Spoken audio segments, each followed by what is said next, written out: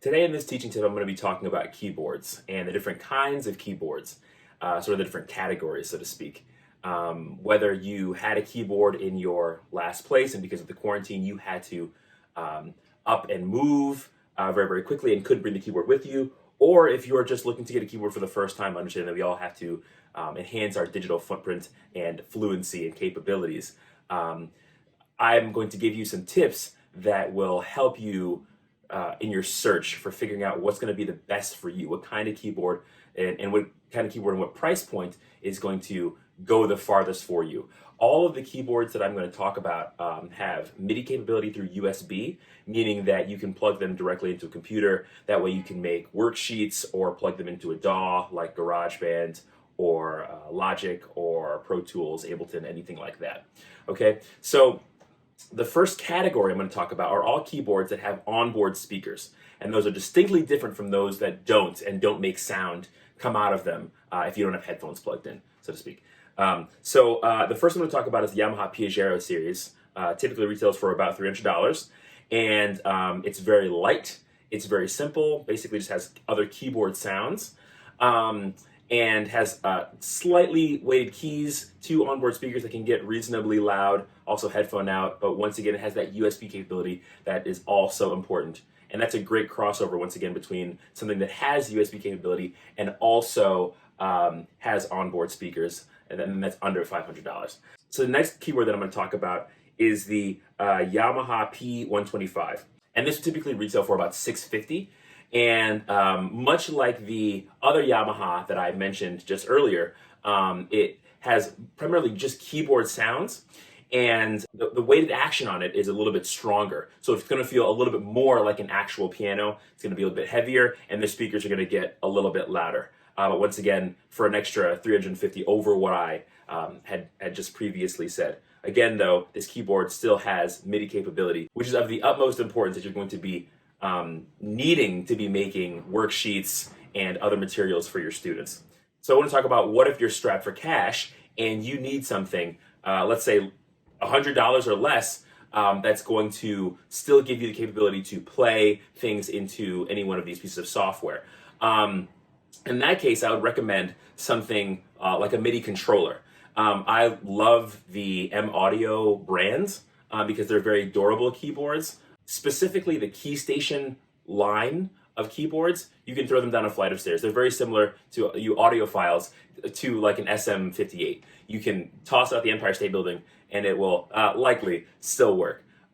So I would suggest you go online and search for a MIDI controller that you can plug into your laptop or PC and essentially use the voices that are inside of that computer to generate sound, instead of using a keyboard that makes its own sounds. So you may have to weigh your options there, and if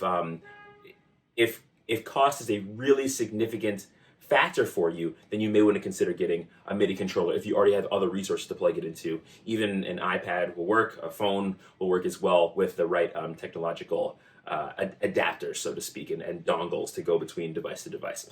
And then the last categorical model of keyboard that I want to talk about is actually the kind of keyboards that I have the most of, which are professional stage piano type keyboards in which they don't make any sounds whatsoever come out of them without headphones or without plugging into an external speaker of some kind. I personally perform the most on a Nord Stage 3 76 key compact. First of all, because it is slightly smaller than their 88 key model, and it has just all the keys that I need, even though I every once in a while slap my pinkies on the side rails there. But also, that specific model also has physical drawbars instead of digital drawbars, and I thought that was really, really helpful for my playing personally, because I'm used to the drawbars on an actual B3 organ. Those models will almost always cost significantly more than their speaker-bearing counterparts because they're typically used for amplification through large venue systems. So with those, you will likely get some more rich sounds, and the weighted action will likely be significantly more real feeling.